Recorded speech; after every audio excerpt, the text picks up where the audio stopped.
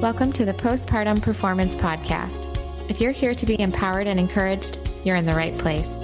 I believe every woman deserves to learn who's in her corner, which is why this podcast was created, to share encouragement and intentional conversations around women's health, nutrition, and wellness for new mothers. In each episode, we will discuss ways for women to find truth for her health, to feel strong, and to be confident from the inside out. I'm your host, Dr. Lindsay Pachkowski, a performance physical therapist with a passion for teaching others about pelvic health and guiding mothers to build movement, confidence, and strength. I'm a lover of running and weightlifting and a healthy cooking enthusiast. All right, ladies, grab your coffee and settle in for an episode of the Postpartum Performance Podcast. Are you with me? Here we go.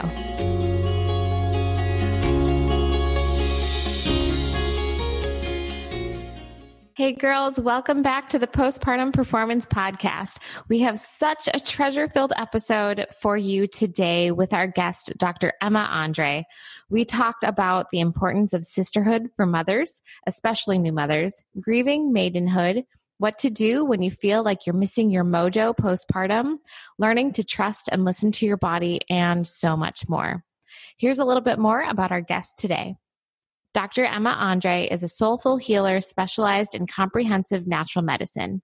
As a licensed naturopathic physician, she has a decade of experience in helping women reclaim their health and enhance their relationship with their body. She sees local patients at Revive Naturopathic Medicine in Carlsbad, California. She also created a virtual company called Vital Mamas as a union of her personal and professional journeys to help mothers reclaim their vitality from anywhere in the U.S. It was an absolute delight to have Dr. Emma on the show. She has so much insight and experience to share with new mothers. So without further ado, let's jump into the show. All right, Dr. Emma, welcome to the Postpartum Performance Podcast. We're so happy to have you here for the show. Thank you. All right, so let's get started.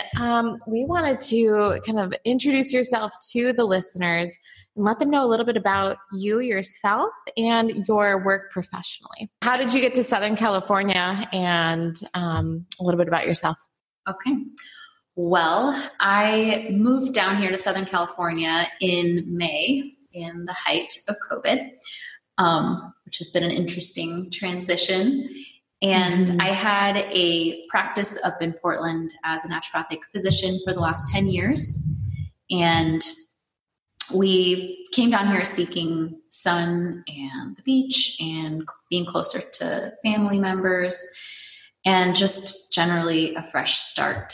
And we had, we are good friends with Dr. Derek Lawrence, who's the owner of Revive Naturopathic Medicine. And we came and visited and fell in love. And who wouldn't? Yeah. And we'd never been here before January, but we came down and we were like, oh, this is it. Mm-hmm. Fantastic. Yeah. Yeah. And before that, I was in Portland since I was, in Oregon since I was 16. Before that, I grew up in upstate New York in Rochester from the time I was 7 to 16. Before that, we immigrated from Sweden, which is where I was born. That's so cool. I didn't know that. Mm-hmm. Very awesome. Yeah. So what, I know you have a history of athletics and different things and just health in general. So you personally, what does health look like for you with your background and growing up?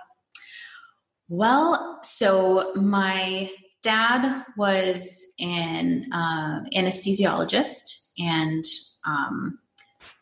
had tried to get me interested in hers, and then she got her degree in acupuncture. So I had kind of like the two ends of the spectrum, you could say, the very conventional and then more of, I guess, what you would lump into the so-called alternative with acupuncture. And as far as health, I mean, I grew up with a very conventional sort of like, we treated all my ear infections with lots of antibiotics and did the whole that route.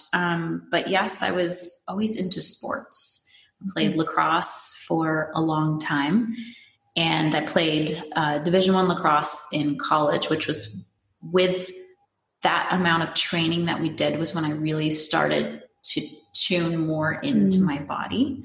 I hadn't always been that tuned into my physical body, but that kind of high level training and then consequently getting an injury. And I can explain where that came from, because that wasn't just a physical thing that wasn't just a musculoskeletal thing. That was something else that really opened the doorway for me into how things are really connected. But being an athlete at that level requires certain things to do it well and to feel good doing it. And so that was during that time when I was doing so much weightlifting and running, and I was also pre-med at the same time, which was just that's a lot. Incredibly stressful. A lot on your plate. Yeah. It was a lot. And I pushed myself to the limits. And that I pulled my quad 4 times my senior year, and I kept repeating the injuries and getting the kind of treatments that was really just like lots of Graston method, and then like 2 weeks off the field and then get on and run again. And then I would re-injure. I figured out years later that it was my right quad that I kept injuring, and identify a digestive issue that was underlying. And once I figured that out and got that straightened out, my quad got better, and it never happened again. That's so awesome. Because I think we're going to talk more about how just like there's a bigger picture in health, and having that from your own personal injury. How did that lead your path professionally?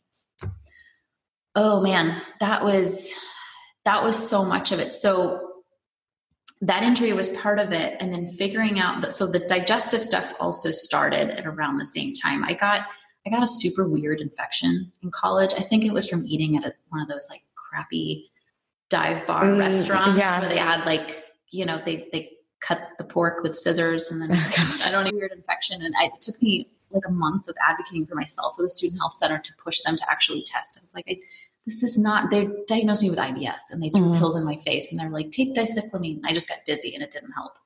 So that was the first time I ever had to really advocate for my own health. And go in and be like, no, I don't feel normal. Something is off. And then they did further testing and then called me right away. And were like, oh, you need to come in and get treatment right now. I had this strange infection that like could potentially lead to meningitis. And my gosh. So they needed to be addressed. So they got me on really intense antibiotics, and it treated it. And then shortly after, I could no longer tolerate dairy, which is not totally unusual for antibiotics, as it can shift what grows in your gut.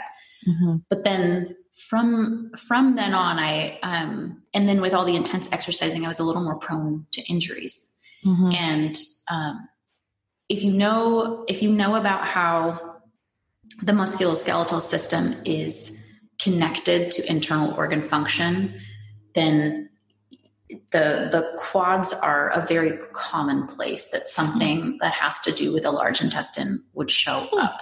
Interesting. And that was, I'll leave it at that. Okay. That could be a really long tangent. Yeah, no, we can always take tangents. We might have to circle back on that one. So with going from pre-med to then naturopathic doctor and like functional medicine, and like where did that lead you? And then that's led you now down to San Diego, but you were doing things up in Portland as well. Yes. So I guess I should back up and give the super quick context of, I was on the conventional path all through college, and then I was going to take a year off and get experience. And I worked as an anesthesia technician in the hospital. And at that time I was going to do my MCATs. I was planning on like doing all of that. And this was after college, where I completely wore myself out with traveling and taking organic chemistry tests on the road. Like it was nuts. It was so stressful. And so much of why I did that was this sort of like type AAA personality of like, I'm going to do this and I'm going to succeed and I'm going to push. And that was a problem. But I worked in the hospital, and I had been exposed to any of that. She had been doing acupuncture and had said, what about acupuncture? And I was like, nah, I'm too left brain for that. That was my answer at the time. Like, no. And like, now I would look at it so differently, but back at that point in my life, my mindset was very different. But I discovered that there was a school for naturopathic medicine in Portland. And I looked into it. I read about what that was, and I was like, oh, this is what I've been looking for. And from like 3 weeks from the time I even discovered it was a thing, that 3 weeks later I was registered, and like, that's what I was doing. I just knew. That's awesome. You just went for it. I just knew it was right. Yeah. That is so good. Because I think to go with that, you have such a passion for the population that you work with, which is why I wanted you on the show. Your background with being kind of like you were saying, that AAA personality, and having that experience as a collegiate athlete, as being active, but then also having some of those setbacks. I wanted to focus on that. So who do you work with, and why do you like working with that population? Well, I've been working for about 10 years, and I really narrowed in on, I think, who I'm most passionate about working with, though I have treated a wide swath of the population. So I used to treat, kids to the elderly, and was figuring out what I wanted to do. But I've started narrowing in on, after I became a mom, which was right after naturopathic medical school. We started trying right away, knowing we wanted to have kids, and I got pregnant 3 weeks before boards. Like, oh my gosh! On the first try, it was like boom. So, right before boards, like great. After boards, I was exhausted, and I had clearly, from continuing from college, from pushing, studying, and then medical school, and pushing. I was just like, I was wiped, and then I was super nauseous too. Mm-hmm. So I just laid on the couch for like 3 months, and when I was in my first trimester, and even when I had my daughter, I was trying to build a practice. I was exhausted. I had burned the candle at both ends so long, and then having a baby and having your sleep disrupted, and having all of the nutrients, sucked out of you and put into this baby for good reason, but it's exhausting. Yeah. It was like I was in a pit, like I couldn't even play with her. I would just be laying on the floor watching her. It's like, it still hurts my heart. That's such a honest way to be sharing, though, too, because I think there's a lot of women that might be experiencing that, and that's so powerful. And there was nothing. Like, there were no resources. I looked everywhere, and I was like, wow, this is a hole that needs to be filled. There are all these women. Like, I knew I wasn't alone, but when you are a mom, you become alone, because it's so isolating. So it's like every time I talk about it, it becomes this like, oh, I felt like I couldn't be there for her. Mm-hmm. Like, it was for me, but it was for her. Yeah. So I searched everywhere online and was like, there's no resource. And here I am. I just finished school for this very thing. Mm-hmm. And I'm exhausted. Like, if I can't do this, if I couldn't figure it out, how is any other woman going to figure this out? Like, this is my education. So this is what I did. Like, I poured my heart into healing myself physically. Mm-hmm. And I did. And it took time. It took nourishing. It took, figuring out, like, really I had gotten most of the digestive stuff sort of figured out, but really getting that under wraps, figuring out my sleep, figuring out the ideal diet for me, how to start moving again without, when you have a baby, everything is really safely. Different. Yeah. It's time to supporting them on the mental, emotional level, because ultimately the reason I got there, at the heart of it, was how much time do we have? So based off of, because I think that is such an important thing that women need to understand, and to know that there are resources coming available because of things like Vital Mamas, and because of other practitioners and other people putting out resources for those things. Yeah. But if someone's experiencing those symptoms of like extreme fatigue or any of those more like mental health things, and some of that kind of pushing mentality, where would you start if you were a mother and you're listening to this and you're like, oh my gosh, that's me. Mm-hmm. Where would you start for even like a strategy to begin? Where do you begin?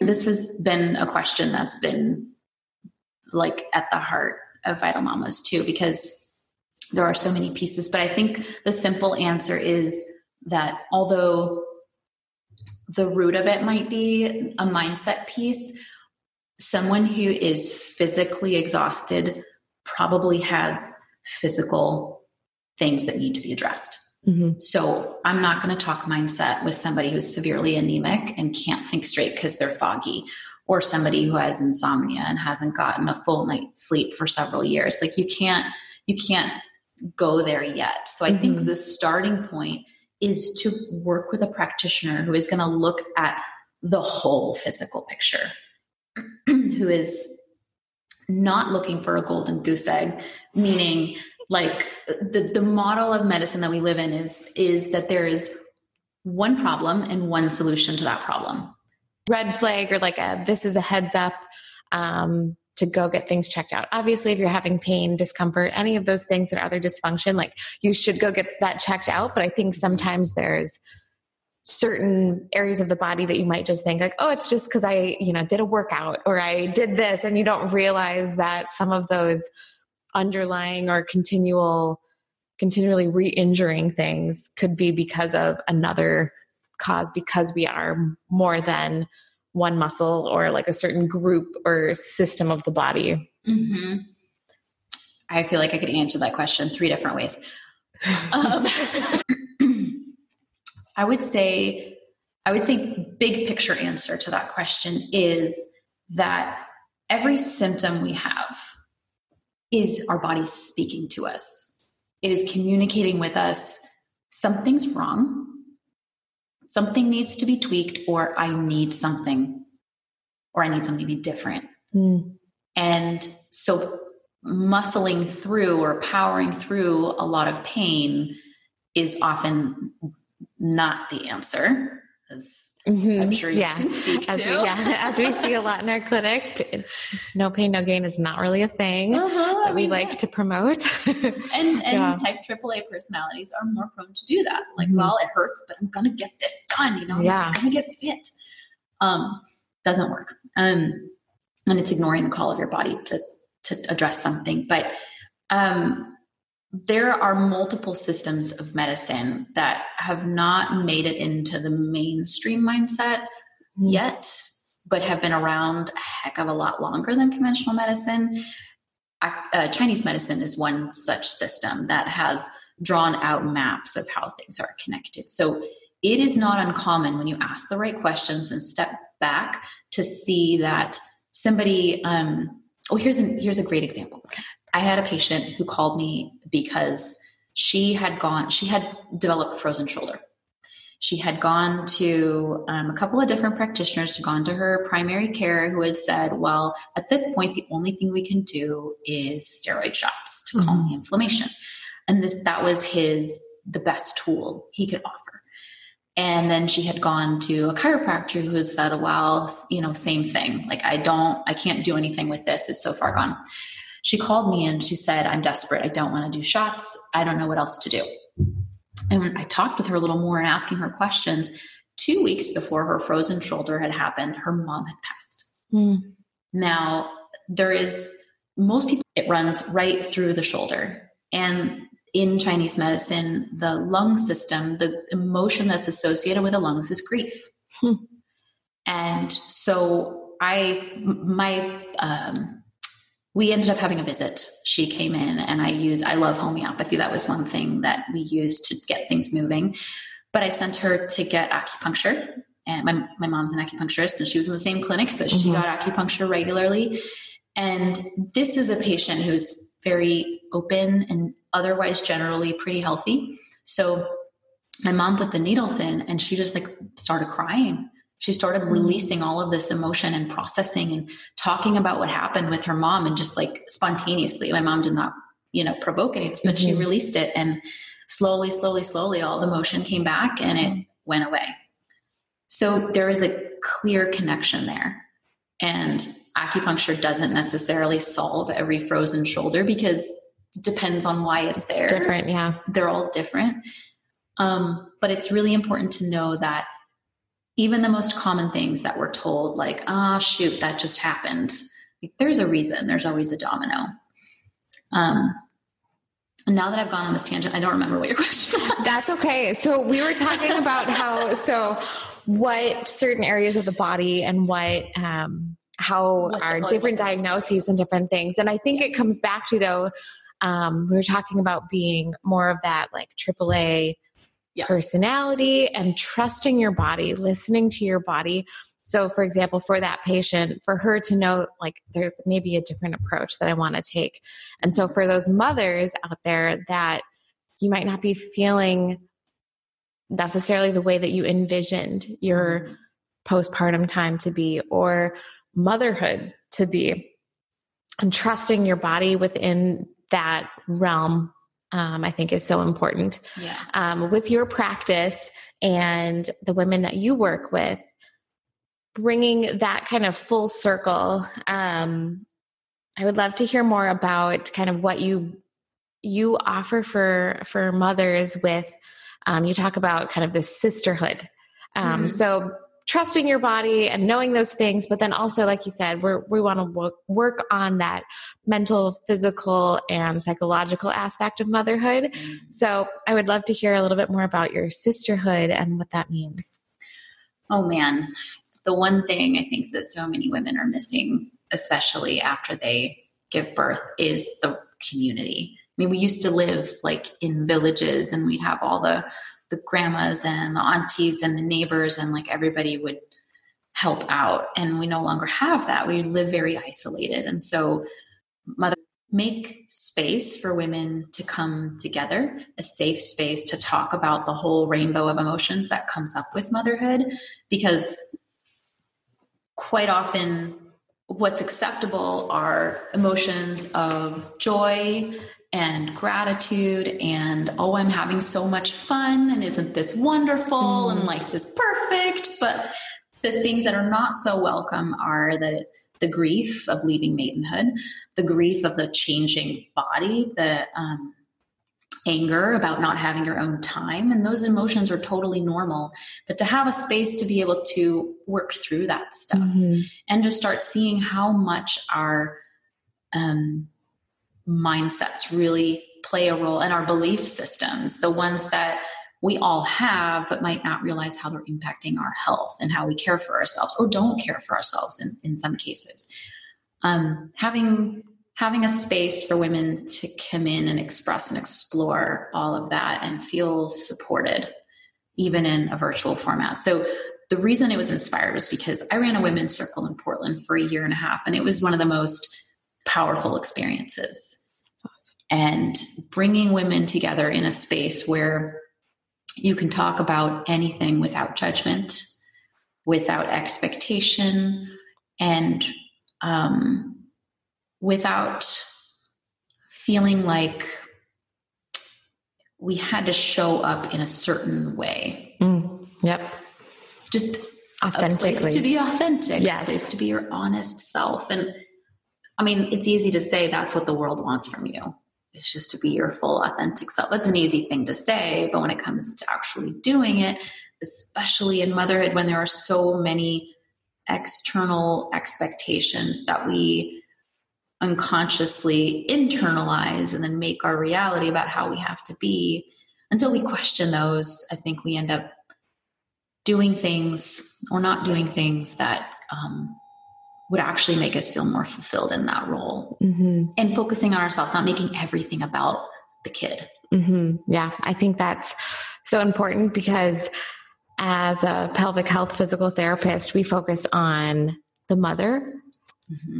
The baby is so important. And of course, it's a new life. It's an adorable little being, but the mother needs to be healthy. And whether that's feeling like she's supported, whether that's through exercise and movement, kind of more what I'm doing, or if that's something that's more on the like mental health, as well as the nutrition and making sure everything else is all cylinders are going, and being able to support and know that there's people in their corner for that, I think is so, so important. With the sisterhood, for certain topics that people have brought up when it comes to identity. A few episodes back, I had Vera Stepina on, and we were talking about your identity as a mother and how that changes, and how you were talking about kind of that, the grieving of maidenhood, which I think is such an interesting term. I hadn't heard that before until kind of diving into more of your content. But what does that look like? I know it can look very different for a lot of people, but grieving through that and processing into that new transition into motherhood from your perspective, and what women can do to support themselves going into that, knowing that that is going to be something that when you become a mother, that's going to happen. Yeah. Oh man, the expectations that we have about what is going to be like, we all have them. We might not realize we have them, but we have a list of things that we think is going to be a certain way. And we kind of get sideswiped when they're not that way. But yeah, I think about grieving maidenhood on a lot of different levels. I didn't come up with this idea. I remember reading about it a lot. I've read so much stuff in thinking about how to provide the most and the best type of comprehensive support. And that concept was definitely something that I felt. I mean, when you have a baby, you move into the role, you move in from this role of just me, and even me and my partner, into the mom. And it's, I think, culturally almost expected that you move into the background. That it's like, look at my kid. And then so many people, of course, identify with like how well their kid is doing, says something about them. Whole nother topic. But this grieving of like, just me, even just, I mean, the obvious one of like, I just want to go to the bathroom alone. Like, it's fun, you know? I don't need an audience. To go to the bathroom. I don't need an audience. What's going on in there? Yeah. But even just being able to, like, on a Saturday morning, I'm going to go to a cafe and I want to have half an hour to myself. And it's like, you can't just go and do it. You have to either bring the kid with you or coordinate with a partner or the babysitter or the grandparent. It's like everything becomes so much more complex. And then so it's your time, you know, it's the time that you end up losing, and you don't realize how much time that you are often, you know, depending on your relationship with your partner and how you work things out, and whether you have daycare or whatever, there's 1,000 ways it can look, but your time is like spoken for. And so you end up feeling like you lose this freedom of time, but then all the ways that your body changes. So many women have these massive hormonal changes because your body's doing like hormonal gymnastics for such a long time. Yeah. And because of all those changes, women are susceptible to immune changes as well, and digestive changes. So it's not uncommon for either certain nutritional deficits to become even more apparent after childbirth, or for a woman to develop autoimmune thyroid problems after. And I think that has a lot to do with what's been going on up until you get pregnant. But just all of those changes. I mean, everything loosening, you know, sex is not the same anymore. And it isn't for, I think, longer than most women would want, if they even want that.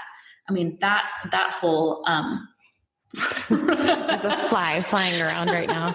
That whole relationship. I mean, the way that we connect with our significant other is so, so important.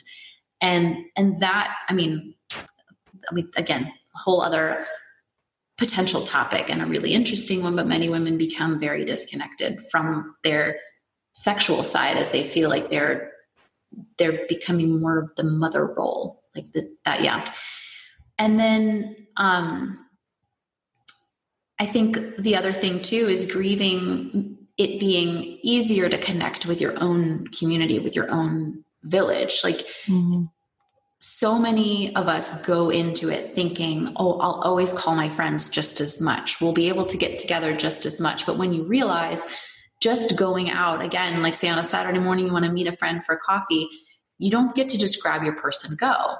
you have to like pack up like you're going for a 2-week camping trip. Yeah. Your baby gear. And like, well, just in case, what if he gets hungry? What if he gets thirsty? Like, what if there's a blowout? Yeah. What if there's a blowout? And not every place is equipped for you to change a baby. Yeah. Like, I don't know how many times I've changed them on the floor. Like, it's so much more work and you're so much more tired that just the simple things feel really big. Mm-hmm. I wanted to circle back on a few things that you mentioned, but the one being just a change with the different hormones and how those are kind of doing gymnastics and different things. Mm-hmm. So you were saying like low libido, like what are some kind of like signs for listeners that if they're like, oh, maybe something's off. Mm-hmm. Even when we know that throughout pregnancy and postpartum, there's naturally going to be changes with hormones.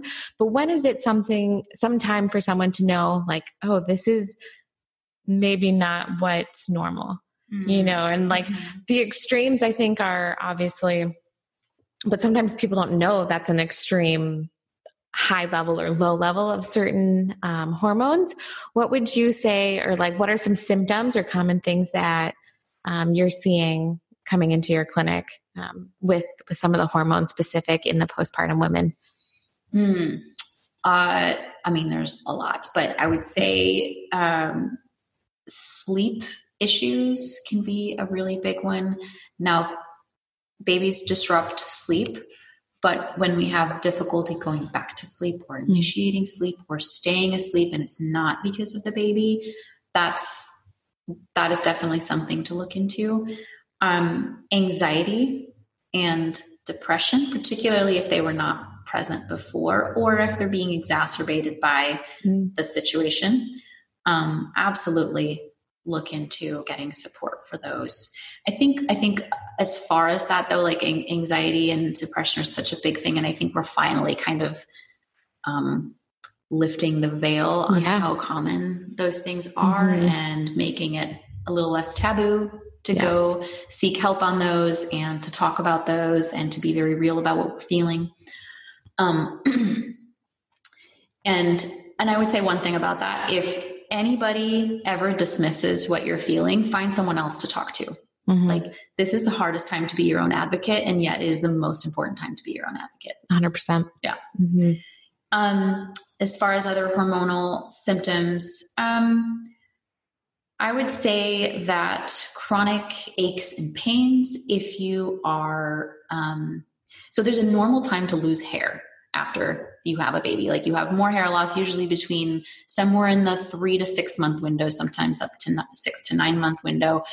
And it feels really alarming to some women because while you're pregnant, your follicle cycles change from all the hormones and they kind of stop falling out, and then they start cycling again after birth. And then you have this massive hair loss. So some women come in, they're like, I'm losing chunks, I'm going to go bald. It's like, it's okay.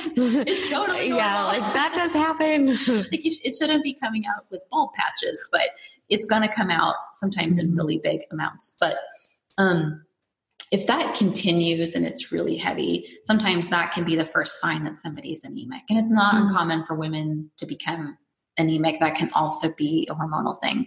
So just have to go and get labs done to figure that out. Let's see. What else do I commonly see? The fatigue, the brain fog, the libido thing is a bit trickier because there are a lot of reasons somebody's libido might be low. And that's going to be person specific too, based on what they were like before. And there is no right or wrong way to be there. There is there's a range, spectrum, huge spectrum. But it's an important thing to look into. It's important for a relationship, and the fact that it signifies how we connect with somebody, but also our willingness to have pleasure for ourselves and with personal expression.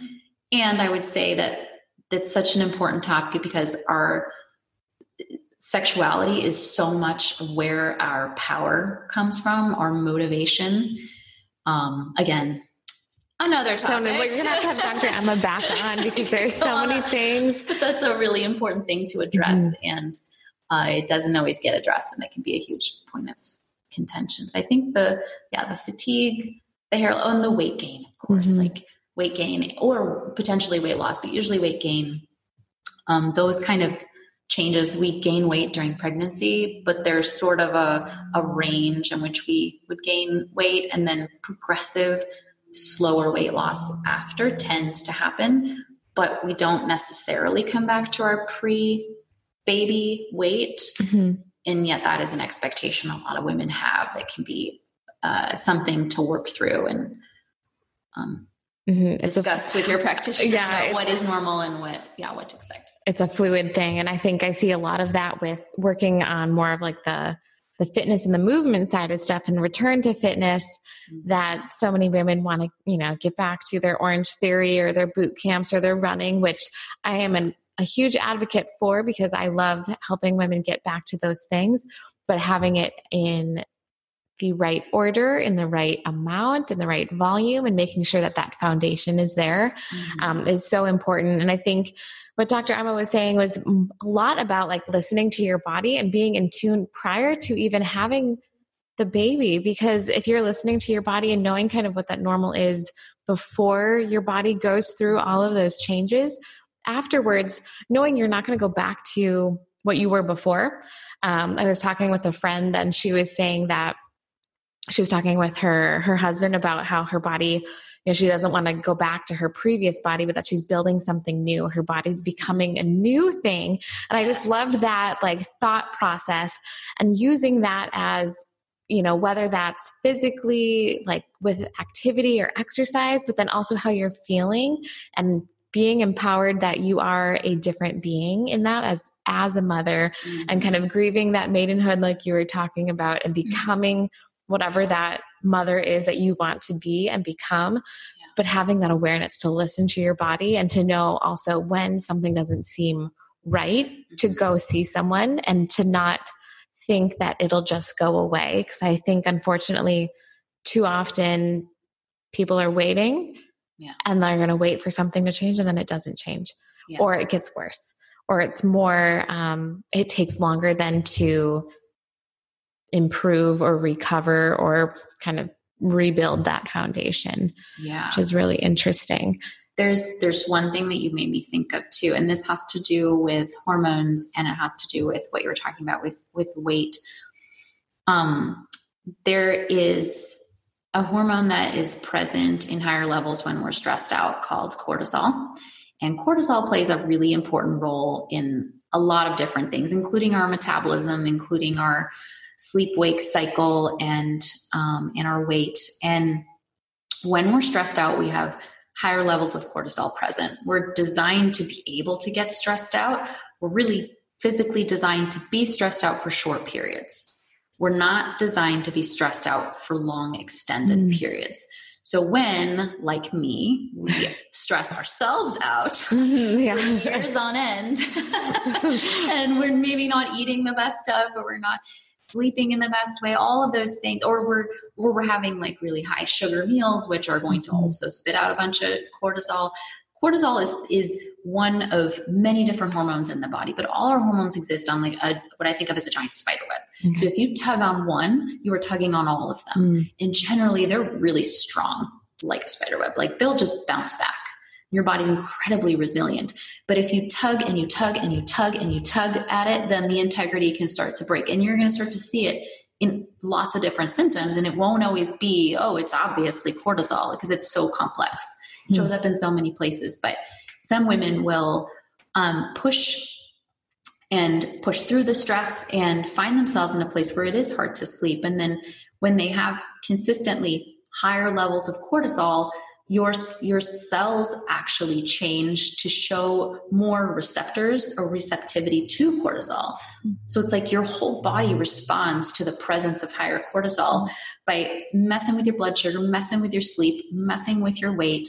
And this is going to show up differently in different people, right? Based on everything else going on in their physiology, where it gets really complex.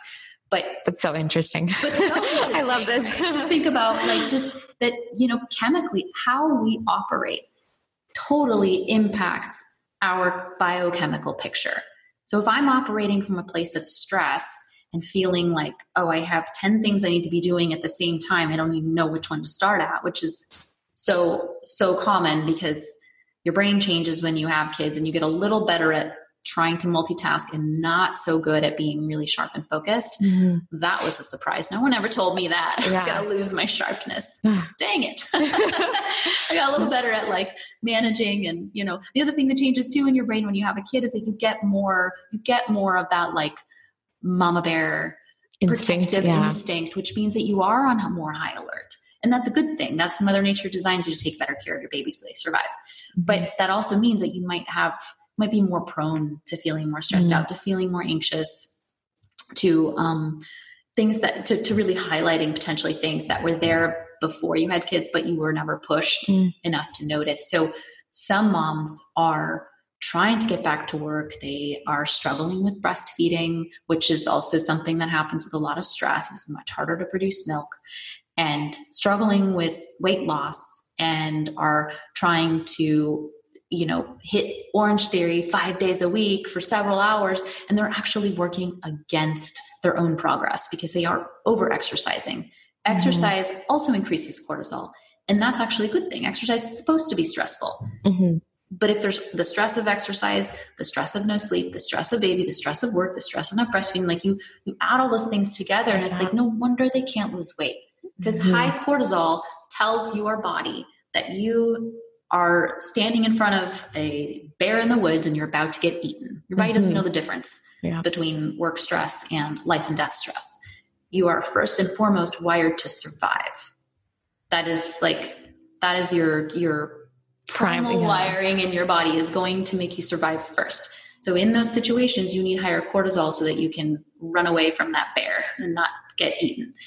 But if we're doing that consistently, we're actually running our body harder than it is meant to be run. Mm-hmm. And when you are in a stressful state, your body thinks you're about to enter a state of starvation. It thinks, like I said, either you're going to be eaten by the bear or you are about to enter a period where there will not be food. So your body's smart. If you're stressed out, your body's like, oh, there might be a time of starvation coming. I mean, never in the history ever in this particular part of the world for many people have we had so much food with so many calories available 24/7. And we're going to eat more when we're stressed out and we're tired. So there's that. Yeah. But so many non-foods too that are just fillers. So we have like the perfect storm for putting on and keeping the weight on, because your body is being smart. Body's not being stupid by not letting you lose weight. Is being smart. It's trying to protect you. The people who had the ability to create high enough levels of cortisol to stash away and store all the calories that you're eating, like they're all going into storage. Every last one of them, they're stored like the little like chipmunk squirrel. Store it. Yeah, store it in the tummy. Like all the places you don't want it, that's where it's going to go. And that is because your ancestors survived periods of starvation by having a really good response to storing food. That's why you're sitting this way. Yeah, it's so interesting because I think there's such a focus on trying to get back to like losing the baby weight and different things. But when I'm working with women, I'm always telling them like, be patient, because it's not about rushing the process at all. And I love your analogy of the spider web. I think that's a great visual. Just to see how interconnected everything with our bodies are, whether it's hormones or other areas of our body, mentally and physically, emotionally. There's so many connecting pieces to that. And I think that's so important. Yeah. That's so good. I love that. I love that. But we were talking about also, so you were mentioning a little bit on just certain areas within when you were a new mother and what you kind of wish you would have known, or that there was resources. And a big thing for this podcast is that I want women to know more information, give them some nuggets of information and knowledge. And a lot of the stuff about, I wish I would have known this sooner, because I hear that a lot with women coming into my practice and saying like, oh, I wish I would have known that sooner. What, regardless of whatever it was, when it comes to more like the women's health pelvic floor stuff. But I know that you see a lot of women as well. And what are some of the topics that you see time and time again that you're hearing women say, I wish I would have known this sooner? And what are those topics? And let's kind of spread light and share a little bit about that so we can let the women know. Yeah. Oh man, how much time do you have? I think that two themes that I've sort of touched on throughout this conversation is that, one, signs and symptoms are your body's way of talking to you. It is not your body rebelling. It's not being stupid. It's actually has inherently so much wisdom. And if the simple shift in perspective of fighting our body, which is a very common approach in medicine, is to say, well, you're not doing what I want you to do, so take this pill, you know? And I'm not knocking pills. There are ones that are life-saving, that help women function again, that help them out of a deep hole. It's just that when the only thing we do, if we lose curiosity and if we try to control symptoms because we think we know better, we're missing out on a potentially huge opportunity. So the signs and symptoms are your body trying to tell you something, and only you are going to know what those really feel like. You're the only one that lives in your body. So yes, consult an expert, but in the end, if your intuition is telling you something is off, if your intuition is telling you that whatever your health practitioner is telling you isn't quite right, ask, seek another opinion and stay really curious. Just stay open and curious about what is actually going on. Because I think that this transformation that we go through, all the levels of transformation that we go through in becoming moms is, I mean, we've talked about it as this really hard thing, but it's potentially the most life-changing opportunity to really get rooted within our own bodies, to learn to listen to our own wisdom, and to learn to know ourselves on a whole other level, and to gain confidence in ourselves on a whole other level. Absolutely. So, that's a few different things in one, but listen to your body, listen to your intuition, and work with somebody who wants to work with you as a partner, who isn't just dictating for what you should be doing or telling you that you're doing it wrong. Mm-hmm. Let's see. I had written down a few of the things actually. Oh, this is a big one. Be willing to accept help. Be willing to recognize that your mindset might be one of growing up knowing like, I'm going to pull myself up on my own bootstraps. I'm strong. And if I ask for help, that makes me weak. That needs to go out the window. Kick it out. Kick it out. That is really destructive in motherhood because they were not meant to do it alone. Find your village. Find your village. Yeah. Another specific one is I see having low stored iron in a lot of women as a really common pattern. So different practitioners are going to measure iron differently, but generally stored iron, which is called ferritin on a lab panel, is going to have a reference range of somewhere around 10 to 291. That's like kind of the most common reference range. And if you come in, I mean, that's a really wide. That is really big. Yeah. Super wide. And is that for men and women, or is that just for women in general? That is for both, but they are going to function a little differently in both. But that you're going to see that reference range for both. For women, they feel more ideally healthy if their ferritin is closer to 35, at least, like as a minimum. But so many women have had their ferritin measured and been told, oh, it's normal, you're at 11, because they're technically inside that reference range. But stored iron is, first of all, it has to make you curious about where they come up with that reference range, right? Like, where did that even come from? And what is that actually measuring? Yeah. I mean, you're looking at a bell curve of people that were measured. Lots of people were measured. They had their ferritin measured and then stuck on this bell curve. And at the bottom end of that bell curve is the 10 and the top end is the 291. And then they've statistically taken the top and the bottom 2.5% and called those out of reference.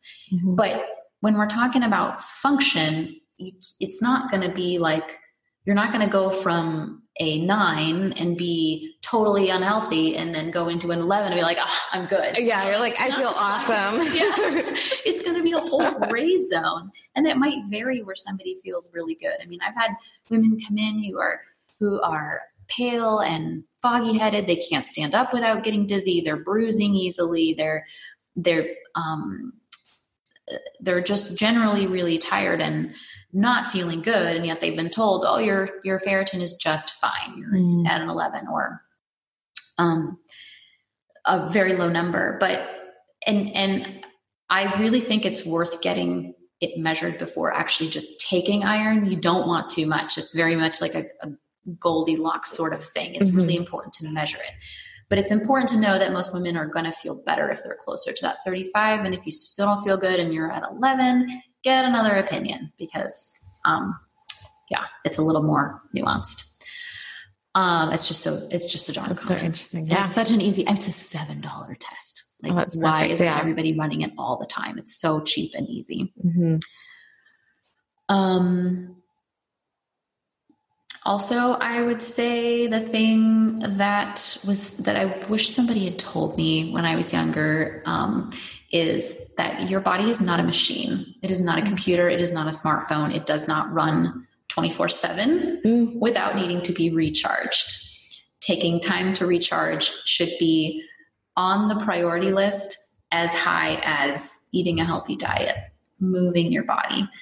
And by that, I mean, in referencing that cortisol level that we're talking about, we have a cultural way of running our bodies at like max all day long, and then having a teeny tiny bit of break where we're not doing that, if we even get that.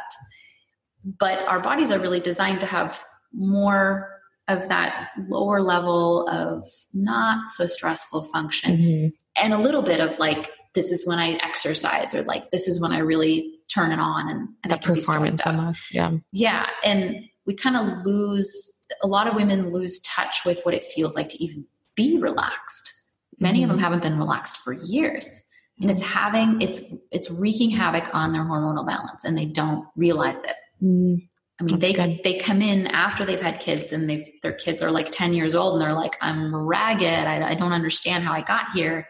I didn't used to feel this way. Nothing changed. It's like, they've just been going. Yeah. What's one of your favorite ways to recharge? Well, I would say there's a few. I love surfing. Nice. That definitely recharges me. It's very relaxing. I love meditation when I make time for it. And I, just like anyone else, like I cycle in and out of it. Yeah. And there'll be times where I'm doing it as regularly as I can, even in like 10-minute intervals.